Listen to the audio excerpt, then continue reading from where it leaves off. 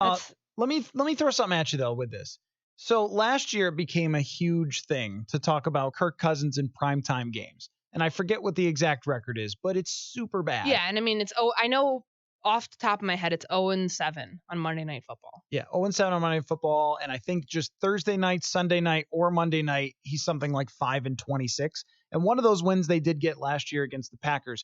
But this year, someone out at the fair this week mentioned to me that they have 5 primetime games this year. And I know you've talked about that game in Chicago being mostly a primetime game or one that you could kind of consider at 325. It's 325 America's game. So let's even count that one. Chicago, then you have Washington on October 24th. That's a Thursday nighter. You have the NBC game against Dallas. That's a big one on November 10th. Then 2 Monday Night Football games mixed in, Seattle and Green Bay, and then the game you mentioned against the Chargers on December 15th. So that is a total of then 6 primetime games. Yeah. If you include the Chicago game. If we count the America's game that you're talking about. What is Kirk Cousins' record going to be in primetime games this year? Well, the reason it was so poor last year is because they couldn't beat good teams. They beat one team with a above 500 record when that they played that team actually. You take a look at the win that they had over Philadelphia. That was probably their best win last season when it came down to it. I mean, Philly wasn't the team that it was in the playoffs week 5 last year, but they're still pretty darn good. And that was a big monumental road win for the Vikings coming off that Thursday night loss in Los Angeles. So I don't know if there's what do those teams look like when they're playing them? Like week 4, has Chicago started to show signs of regression by that point? Like, will we say, okay, Mitchell Trubisky is this, and the defense without Vic Fangio and now with Chuck Pagano calling it looks like that?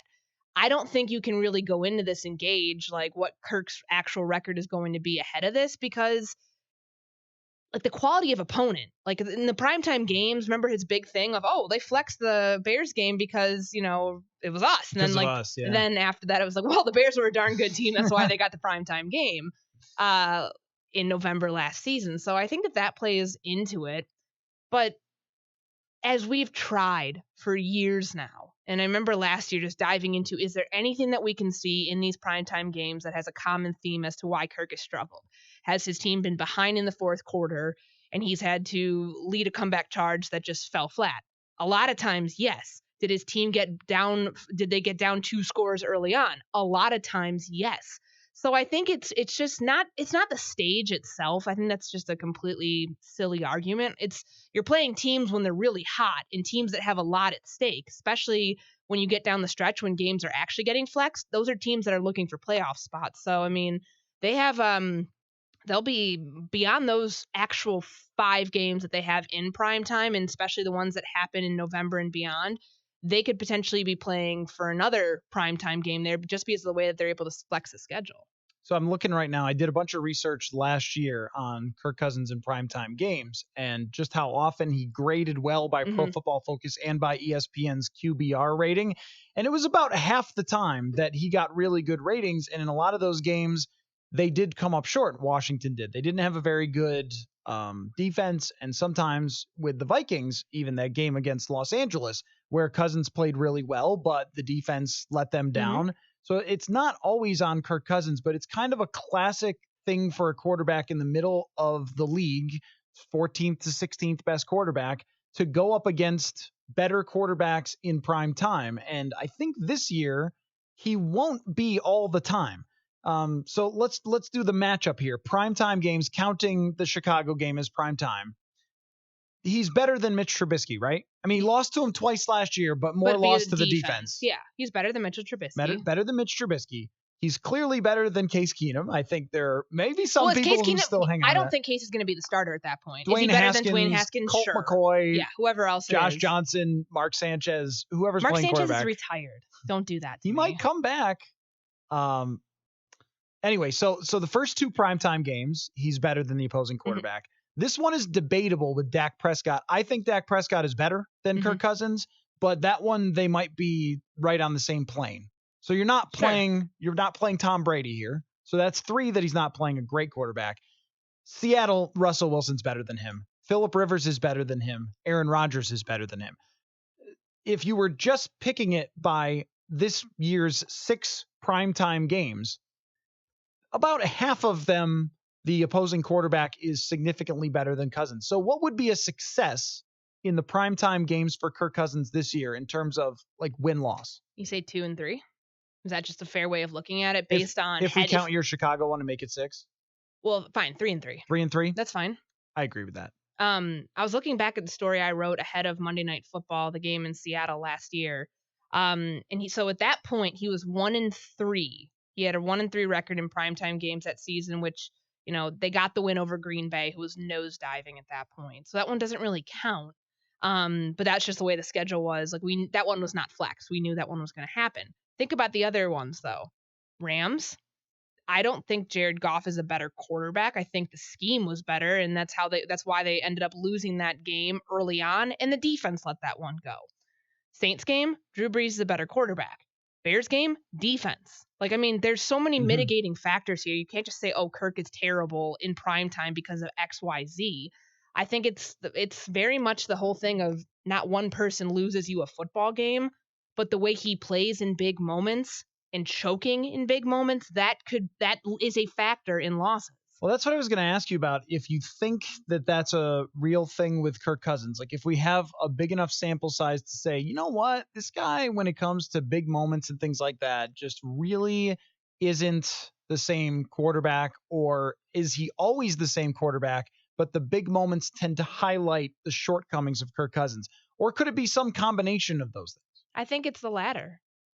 They know what they have in him, and that's why they're trying to effectively scheme around and just to limit some of those weaknesses. And when you are the only game on at a certain time frame, or you're in one of the biggest games against some of the best opponents in the NFL, that's going to highlight in probably a negative way. Don't you think? Think about the primetime games that they lost last year. The Seahawks game is Monday Night Football. There's no other game on. That's when all eyes are in on Kirk Cousins, and everybody who isn't here day to day and knows the minutia of this team. It's the big picture argument. Did they really need to pay $84 million fully guaranteed for this guy? Did they not know who he was in Washington? Why did Minnesota let Case Keenum go? Those are the things that you were hearing last year around a lot of these big games. And when you're using teams like that as your measuring stick to determine if you've gotten better, if you've gotten worse, and then you lose, it becomes kind of the snowball effect where, man, they can't perform in primetime. Well, why is that? Well, let's look at the quarterback. What did he do? Did he have 2 really ugly picks in Chicago, one of which was completely inexplicable? Inexplicable work. Yeah, and then, that's what he's being judged on. It's moments within those games. I don't really think it's the whole body of work, to be quite honest. I think it's the glaring moments where you think, okay, I can think in Seattle. Thielen's 20 yards downfield to his left, and he turns around and throws the ball to Latavius Murray. That's not John DeFilippo's play calling. That's not Adam Thielen's fault. That's Kirk freaking out in a very big moment, sensing the pressure with his offensive line and turning around and throwing the ball behind him for a 2-yard loss. It's those moments that define you. When you're given this stage, you're not given it for that long. So if you don't make the most of it, that's the narrative that comes out of it, that he's in these big time games and making boneheaded mistakes. So the big time games do remarkably shape the narrative on players, I think. And a good example would be Sam Bradford. The year before the Vikings traded for Sam Bradford, he played pretty well. And over his last, I think it was something like 10 starts or something in that ballpark, he was one of the better quarterbacks in the league, but he had 3 notable primetime meltdowns, one of which he threw a pick where Tyrann Mathieu tore his ACL. I don't know if people remember this game, but everyone tunes in to watch these games. And there are a lot of determinations outside of just the people who watch day to day. This was Cardinals and Eagles. When he played for, I'm talking about, when he played for the Eagles in 2015. Okay. Because when they traded for him, a lot of people said, what? He was terrible last year. But at any sort of investigation at more than a surface level, you would find that he was pretty darn good, and it made sense for the Vikings to trade for him the way he had been playing for the Eagles at the end of the year. But the national perspective on it was, in those primetime games, he was horrendous. And I think with Cousins, so he makes the throw behind him, throws the interceptions like he did against Chicago, And those are big choke moments for him of just what happened there. And there's the highlight of him kneeling instead of spiking against the Eagles when he's in Washington. But if you watch from a day-to-day basis, all 16 games, how about against the New York Jets? He throws a fumble behind the line of scrimmage and stares at it. And, that wasn't a primetime game. Correct. And it was a senseless thing that he did. But no one noticed because it was the Jets and they blew him out. Because it was 37 to something or 16 another. or something. Yeah, And they ran the ball They ran the ball a lot. Not picked in the off Sam Darnold not in the 3 first times. half of the game. They ran it well in the second half. I think it's that argument too. I mean, what did Sam Darnold do that game that it was so egregiously bad that it made Kirk Cousins look pretty darn good? Right. And so you're not going to play a rookie quarterback who isn't very good yet on a bad team in prime time.